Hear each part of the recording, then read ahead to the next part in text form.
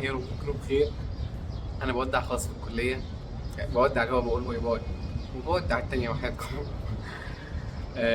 خلاص بودع، قدامنا شهر واربع ايام. شغال في 6 لوحة او 5 لوحة مش فاكر الحقيقه، اللي شغال فيهم كلهم مع بعض.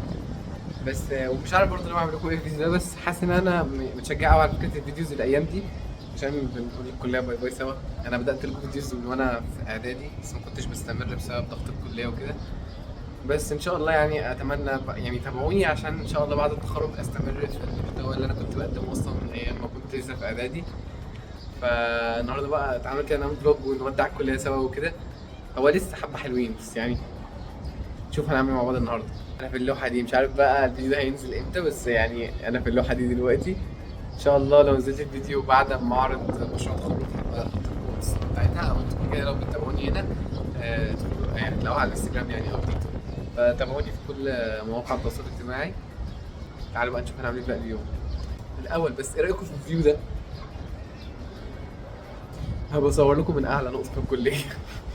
في ابديتس بقى عايز احكي لكم التاب بتاعي. يعني انا اشتريته في اول السنه تقريبا، يعني ما كملتش 7 شهور تقريبا. بيسخن سخونيه لدرجه ان انا اصلا مبقاش يعني بقفله واحطه على حاجه خشب، عشان يعني عشان يبرد. المنصوره هنا اصلا جوها مختلف عن اي جو حتى لو في الحر. يعني احنا في بورسعيد الجو حر بس مش يعني والاجهزه والماك وكله بيسخن، بس ما بتوصلش للمرحله بتاعتي هنا خالص. عايز اقول لكم ان انا كان معايا اي او اس السنه اللي فاتت.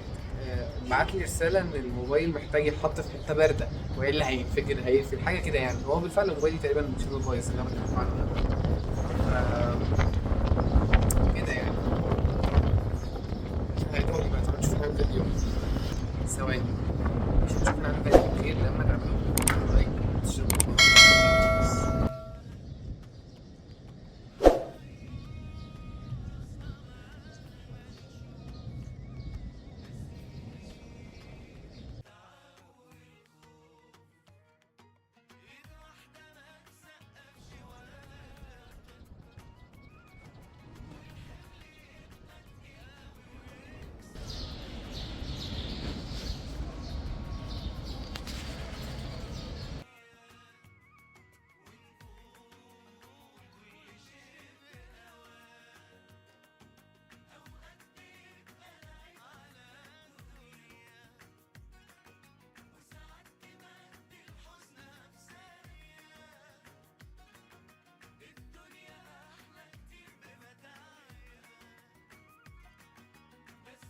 فاصل،